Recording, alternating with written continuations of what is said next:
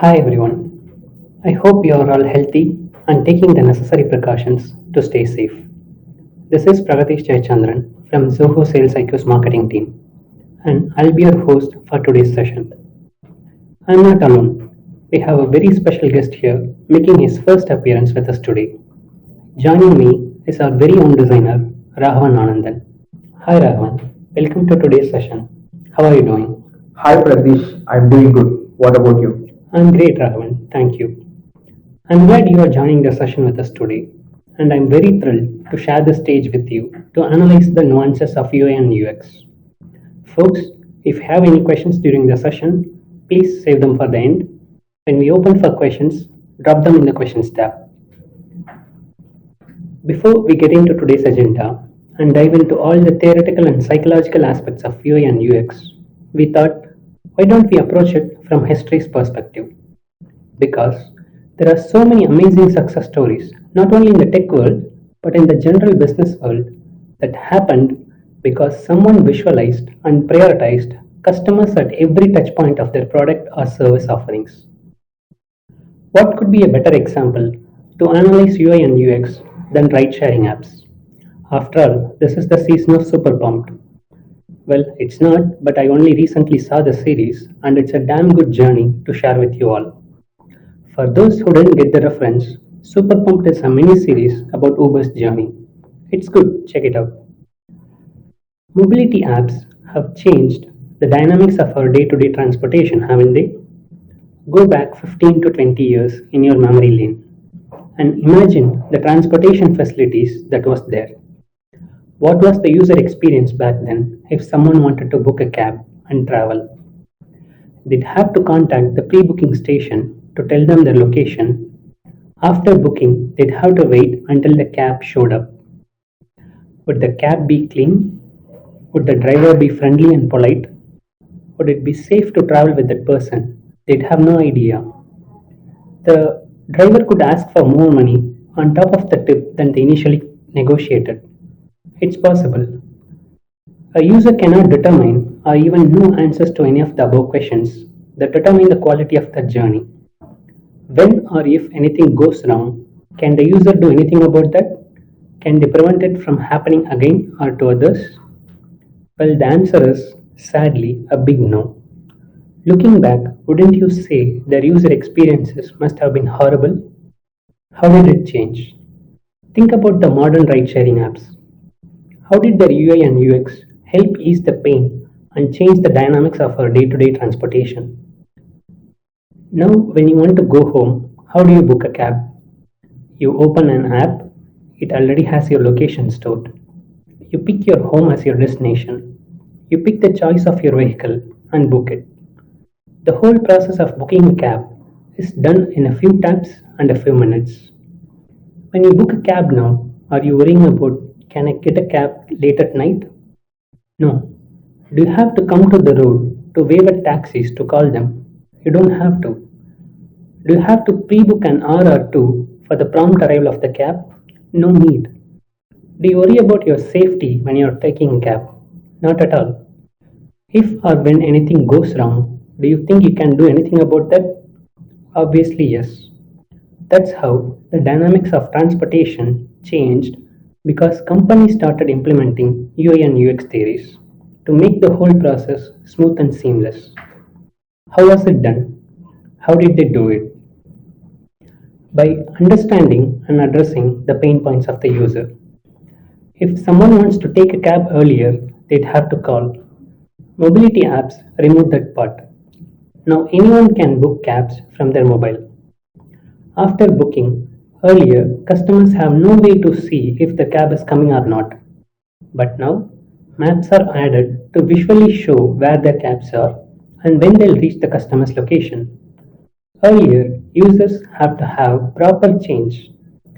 With the advancements in our payment system, apps remove this part entirely and everything is digital. By identifying the pain points and addressing them, brands refine UI and UX. Automatically, it improved their overall customer experience with them.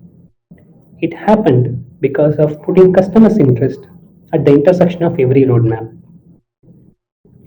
This UI UX revolution is not just limited to ride sharing apps or the tech industry.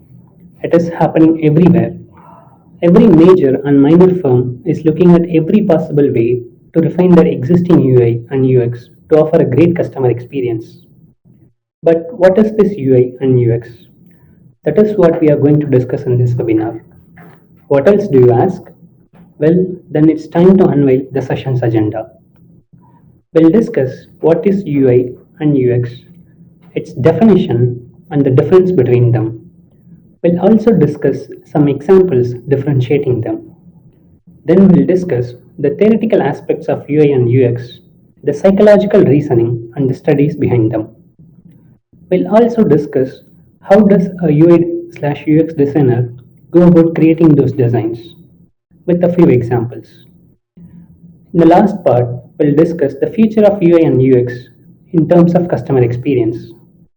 Our webinar's primary goal is to break down complex concepts into small digestible ones.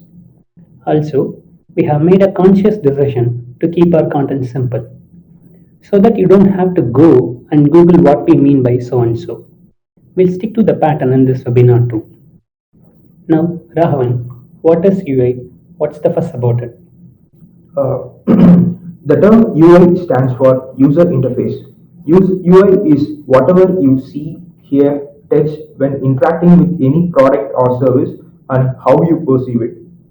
UI is all about the presentation, the font choices, the affordance, the color, also basically the cosmetics of the application. Any sort of visual element or interaction that happens between the user and the product is the user interaction. It's basically the graphical layout of the product.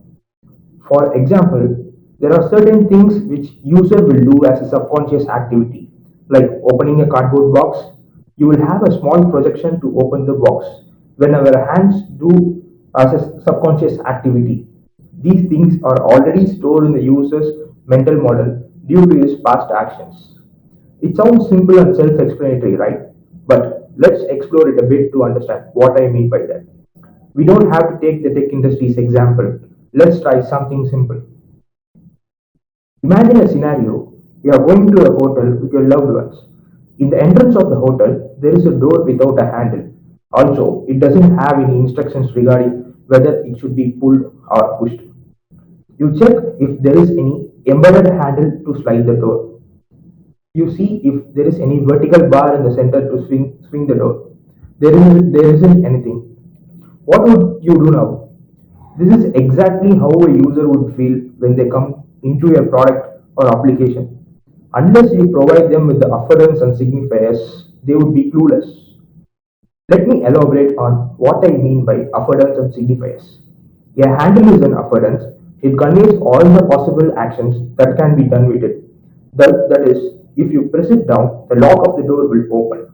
Likewise, an embedded handle on the door is an affordance. It conveys if you slide it, the door will open. If there is any note on the door that says push or pull, those are signifiers. It adds additional meaning to the affordance and conveys to the user what they should do.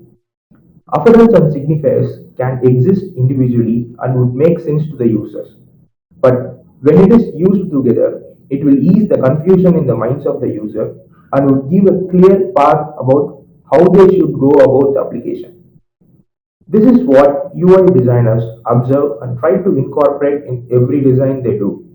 Whatever the product, whatever the user persona is, the design elements should be uniform, simple, and easy to navigate without any need for external help.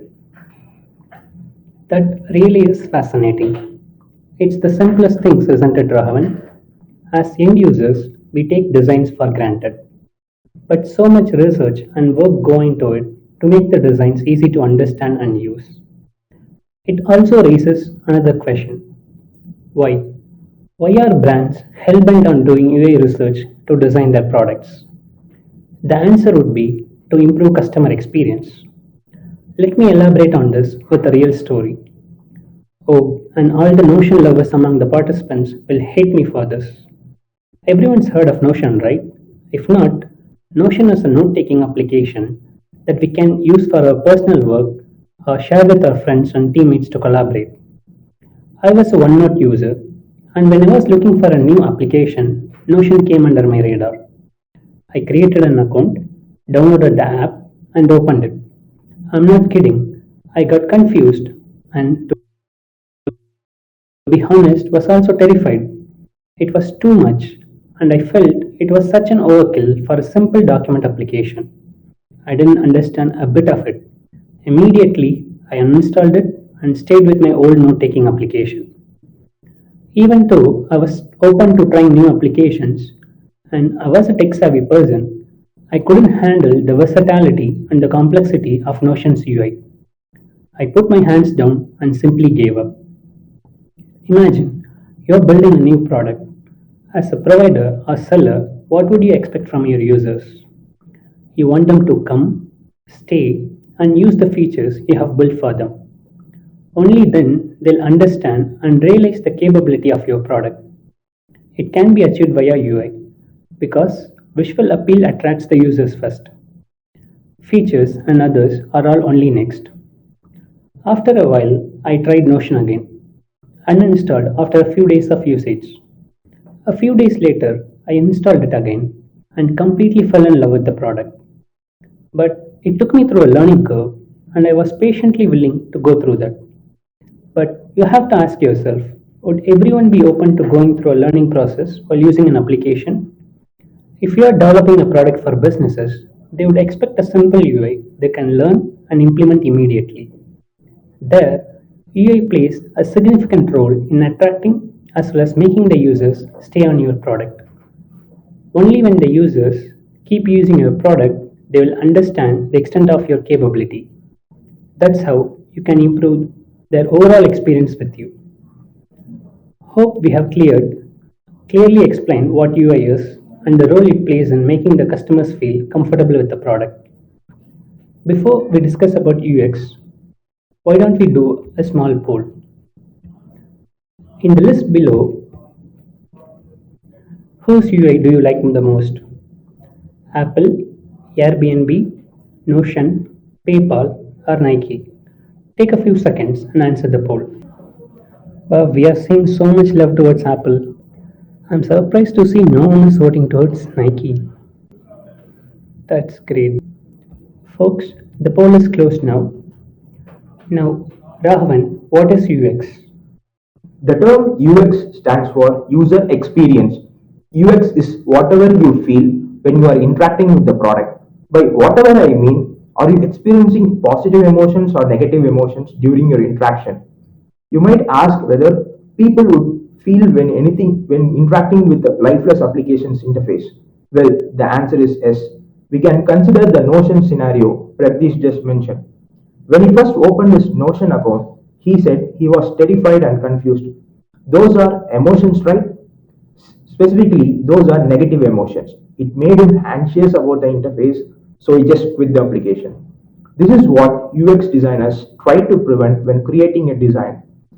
They work to evoke positive emotions with the overall design when the customers are interacting with it. Let me elaborate on it with an example. Food delivery apps are common these days. Among all adult age groups use them. What happens when someone in the 40s and 50s who's not so much of a tech person opens the app?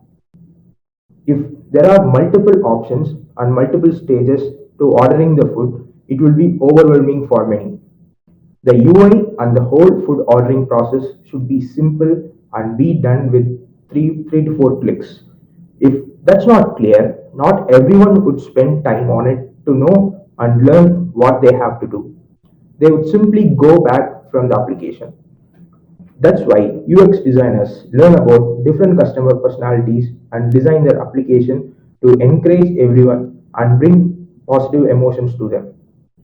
By doing so much research and efforts to identify the customer persona and their motive, UX designers build a system to create a positive emotion, increasing the overall customer experience with the product. Raghavan, when you explain this scenario about the food delivery apps from the elderly people's perspective, one other story pops in my mind, which I think would be relevant to share here. Doug Dietz, An industrial designer is the person who developed the MRI machines when he was working at General Electric. It revolutionized the medical industry, and he was proud of this achievement. One day, when he was given an opportunity to see how his machines is used in the hospitals, he gladly took and was excited to see it. But when he went to the hospital, the reality shattered his heart. Pediatric patients had to be sedated to take MRI scans because the kids were afraid of this machine. That's when he understood it's not just the product that matters, but the overall experience from it. So he made it a mission to make it present for the kids as well, and created an adventure series and redesigned the MRI machines as well as the rooms they are kept into different children themes. Ultimately, it resulted in kids begging their parents to go to the MRI rooms. Yes, Pragdish, that's exactly what I was talking about. But Rahul, how does one go about creating something that can instill a positive emotion? What's the thinking behind this fascinating UI UX scene? So I would like to address this question in two parts. First, I will cover the UI part. For user interface designs, we refer to the heuristics principle. There are 10 of them. The first one would be visibility of the system status. The design should convey the users where they are on the application at any point so that they can know where they have come from and where they have got to go. If they don't know where they are, user will get confused and leave the application. The next one would be match between the system and the real world. Everyone would have observed this. If anyone wants to create a mail icon, they will draw a symbolic representation of a mail or postcard because the user can easily associate the real world postcard with its digital representation. When the system matches the real world, it will make the user comfortable with the application. Designers observe the real world and incorporate its elements in the digital world. The third one would be user control and freedom. Users should have the total freedom with respect to the interaction with the application. If they feel they are being controlled or trapped, they will never come back again. We can take the example of the Zoho Showtime application itself. There is an exit option for everyone if they want to leave. They have total control and freedom over what they want to do. The fourth one would be consistency and standards. It's about using consistent standard language and design system across the application to ensure its uniformity. A simple example to convey the importance of consistency and standards would be the placement of OK and cancel buttons. On one page, if you are placing the OK button on the left and the cancel button on the right, you should make it same on every page. If you make the placement random on every page, it will ultimately frustrate the users. Hence, the design should be consistent. The fifth one would be error prevention. If you have used Zoho Mail, you would have understand this. In the content, if you have mentioned you have attached a file and send it without an attachment, the application will ask you if it's okay to send it without the attachment. Someone thought about the usual mistakes people make and incorporated error prevention to control these mistakes. It's a savior feature for someone like me. The sixth one would be recognition rather than recall. The interface shouldn't force the user to remember what they have done and how they navigated the application. Just by seeing the interface, the user should be able to recognize and navigate it. Only then they will come back again and again. The seventh one would be flexibility and efficiency of use. The UI shouldn't be rigid. It should allow the users to be flexible and promote them to interact efficiently. A simple example to convey the meaning of this principle would be allowing the keyboard shortcuts. It helps the user to interact and work efficiently with the application. If you are not providing them with such shortcuts, they wouldn't be thrilled about it. The eighth one would be aesthetic and minimalistic design. Design should be aesthetic and minimal. Only whatever is needed should be there and it should be pleasant to look at. The ninth one would be recognize, diagnose, and recover from the errors. If they are making a mistake, the UI should clearly indicate the same to the users. For example, when you are typing a tweet, It will warn you when you go beyond its permitted number of characters.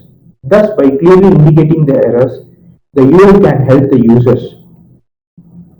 The last principle is providing essential help and documentation in the simple formats so that the user can refer to it whenever needed. These 10 principles are a checklist for designers working on a new page, product, or any application. While designing, we also refer to other laws as well. For example, Fitch law. The Fitch law states that the time required to rapidly move to a target area is a function of the ratio between the distance to the target and the width of the target. Before explaining its meaning, let's do a small interactive thing. Pratish, when you look at this page, where does your eyes go first? Well, before you asked me the question, my eyes went straight to the 47,000 per night and thought, well, I can't afford that. But seeing this again, I'm focusing on the reserve button, Raghavan. When I ask you why, as in, why are your eyes focusing there? I think the color difference could be the reason. While the rest of the page is white, the reserve button is reddish. Plus, it's large, isn't it? Well, that's exactly what the Fitch log states. The CTA button is large, prominent, unique, and easily accessible compared to the rest of the page. When someone lands on the website, this is what they would find and click. Hence, whatever the action we want to encourage the users to take, it should be the first thing they should do. The next one would be Hicks law. The time it takes to make a decision increases as the number of options increases. This is something related to cognitive overload. Look at the comparison between the Google in 2001 and 2022. Earlier, there were few unnecessary elements, but Google refined the UI and made it very simple. When there are many things to look at, visitors will start wasting the time on them instead of doing what they want to do. Reducing the clutter and making it simple helps the users. The next one would be Jacob's Law. It states that users spend most of the time on other sites. This means that users prefer your site to work the same way as all the other sites they already know. When you have competitors, people would always be comparing your UI to your competitors. Look at Amazon and Walmart's websites. They are almost similar and it stimulates familiarity in the minds of the visitors. The next one would be law of proximity. Objects that are near or proximate to each other tend to be grouped together. Look at this example. Logically, you would associate Tom Holland as the founder and Benedict as a co-founder. But visually, it's not represented correctly. So, when you want to associate two elements or a group of elements, they should be in close proximity. The next one would be one restore of effect. The one restore of effect, also known as the isolation effect, predicts that when multiple similar objects are present, the one that differs from the rest is most likely to be remembered. The whole concept of the pop-up images were created based on this effect. As you open this Zoho website, there is a sudden pop-up at the right corner. Your eyes automatically focus on the part and start interacting with it. This is how a UI designer creates a design to attract the attention of the visitors or users. How does a UX designer go about solving a problem? There isn't any standard pattern or formula to do this, as designers constantly experiment by stretching the limits of creativity. But I will share some of the few methods or concepts that are followed and practiced in the industry. Before starting to work on the product, the designers would try to get into the mental model of the potential users.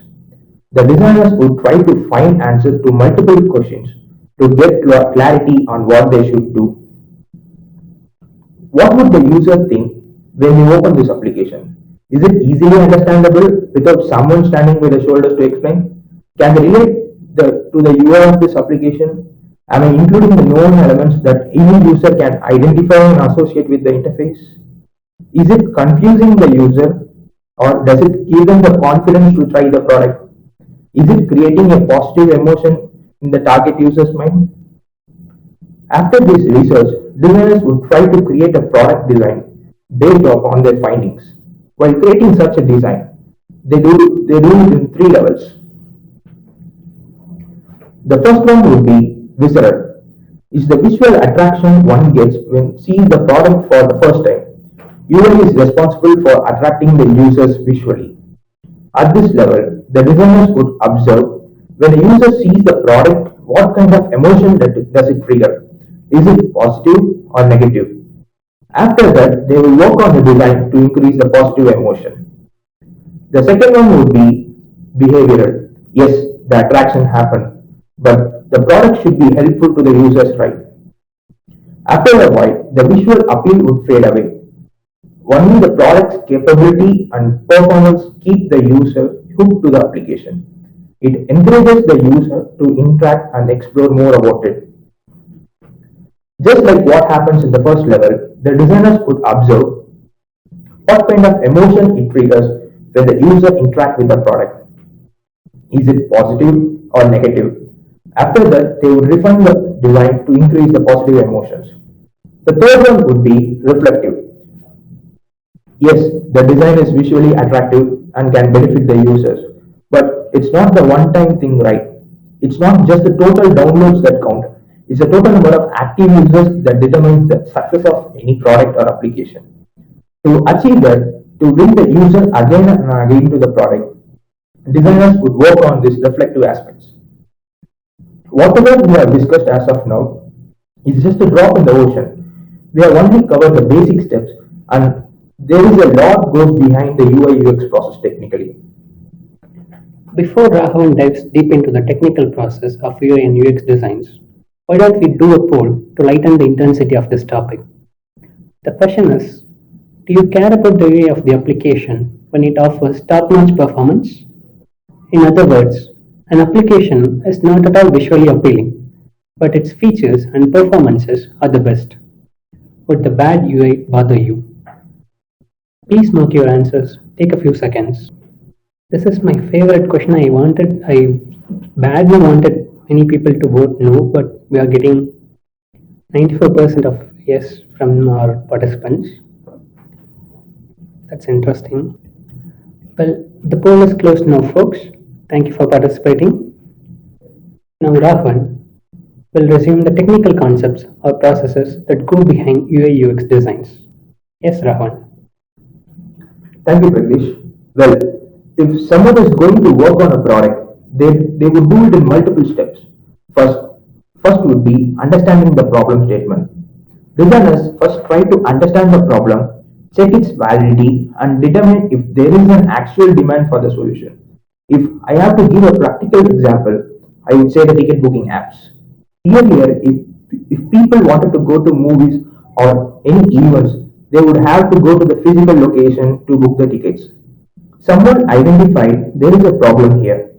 Going to the physical location is not at all convenient for most of the users. Hence, by identifying the problem, they were able to provide a solution. That is the ticket booking apps. Analyzing the data.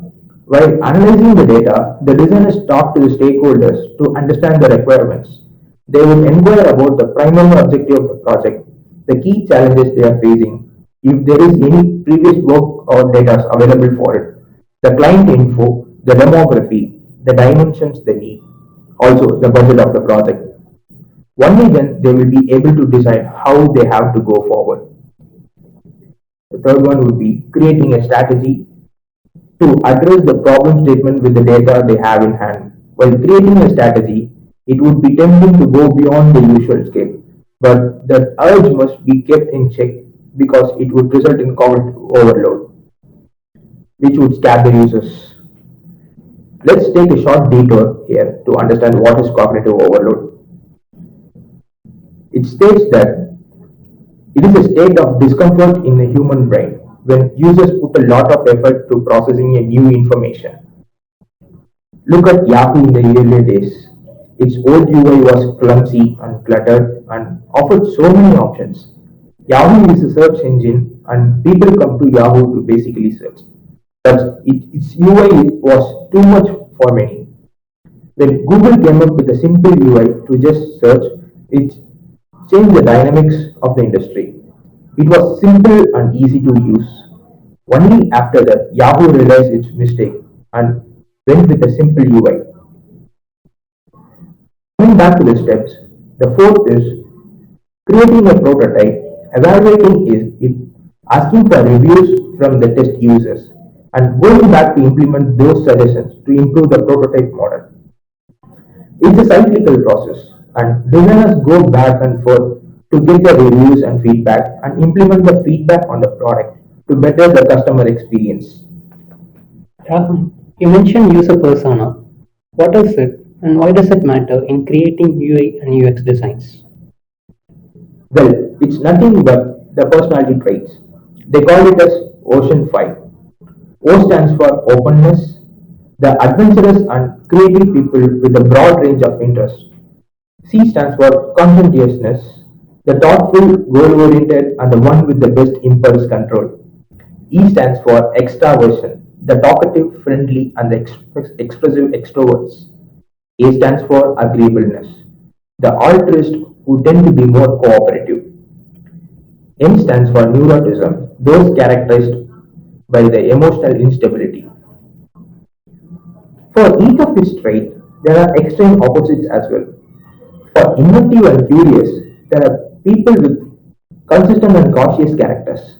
For efficient and organized trait, the other extreme is careless and easygoing. Similarly, the extroversion's extreme would be solitary and reserved. The friendly and compassionate have an analytical and detached extreme. For the sensitive and nervous trait, there is secure and confident at the other end. All the humans on earth come under these 10 traits. And if one is designing an application, they have to keep in mind that they can't determine where to use them. In order to attract everyone, designers include multiple elements. For example, if there is a video with violent or inappropriate visuals, Facebook YouTube will show a warning so that the sensitive person can avoid watching it. Like that, to satisfy an extrovert person, these social applications come with a like, comment, and chat options so that they can interact with other users. These are just a few examples to show how UX designers think about every personality trait when working on anything new. And at every step of the way, they tend to ask themselves, what if? What if a sensitive person comes to a product? Are we addressing their needs? What if a careless person comes? Are we providing necessary security measures in case they are not taking any precautions? What if an extrovert comes? Do we provide features that would satisfy them? What if an ambivert comes? They would want only certain people to see the images and videos, but not everyone from the connection. Can you satisfy those people? Only by asking these questions can designers satisfy users from every persona. In addition to considering personality traits, designers also follow a few more concepts. One among them would be Maslow's hierarchy of needs. Designers have identified a particular segment as the users with the personality traits. They can understand the user's persona. But how can one understand the motivation behind those user persona? This is where Maslow's comes into play. We designers refer to the hierarchy chart to understand where the users stand and include users to attract them. According to Maslow, people have this hierarchy of needs. Only when the basic psychological needs are available to someone, they will be interested in exploring the safety needs. For example, you cannot market Tinder or Bumble to those who don't have the access to basic needs. Likewise, you cannot convince someone to buy a luxury car who's not comfortable with the safety needs. Only when their present needs are satisfied, then they start looking for the needs of the following hierarchy. A designers keep that thing in mind when they are designing the application. Even as we are discussing these multiple concepts, there isn't a checklist as such for the designers. Most of the time, it's an intuition combined with the market research that form the core of every design. Well, that really was fascinating. Thank you, Rahman, for sharing your knowledge with us. At the end of the day, it's all about improving a customer's experience, right?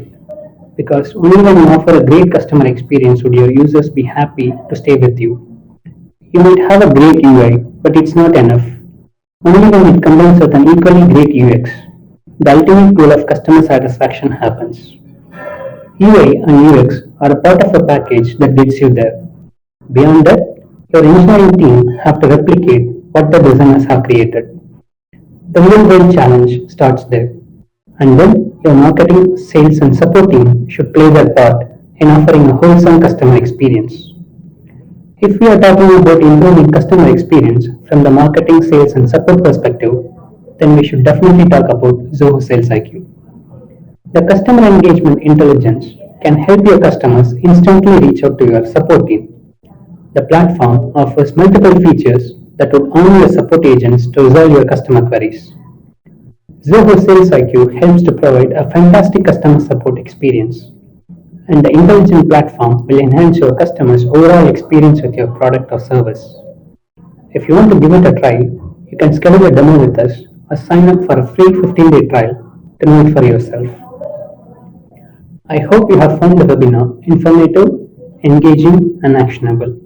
A very big thanks to Raghavan for enlightening and entertaining us with his UI and UX knowledge. Thank you very much, Raghavan. Thank you, Pratish, for inviting me. It's my pleasure. That's great. I've put a demo request link on the deck as well as on the comment section. Click the link and give it a try now. You won't regret it. Folks, if you like, you can also share any other tips that have worked for you with other participants. If you have any questions, we are here to answer them. Then Hannah asked about if we can connect to Zoho cardless unscripted. Well, we'll share your contact with our support team and they will help you resolve this query. Michael asked for it would be great if we could see the poll results. Sure, Michael, we will discuss the results. For the first question, in the list below whose UI do you like the most? Well, Apple got the first position. It's 60% of the people voted for Apple, and the 20% got Airbnb. And my favorite Nike got 5%. That's interesting to see. And for the second poll, do you care about the way of the application when it offers top-notch performance? We got 90% for the yes and only just 10% for the no. Yes, Dharmendra asked for can we have a recording of the session? We are recording the session and we will send you the recording as well as the deck over mail. Don't have to worry about that. For the sales cycle regarding questions, we will pass your query to our support team and they will answer your queries. If you have any questions regarding the session or regarding the UI and UX, we are here to answer, folks. Well, Hemant, we will share your contact with our support team and they will get back to you regarding your sales secure queries. If there are any more questions, we can end the session. Thank you once again for participating, guys. And Rahul, thank you very much for sharing your knowledge with us. Thank you, Pratish. Thank you all. Thank you so much. We will end the session now. Thank you.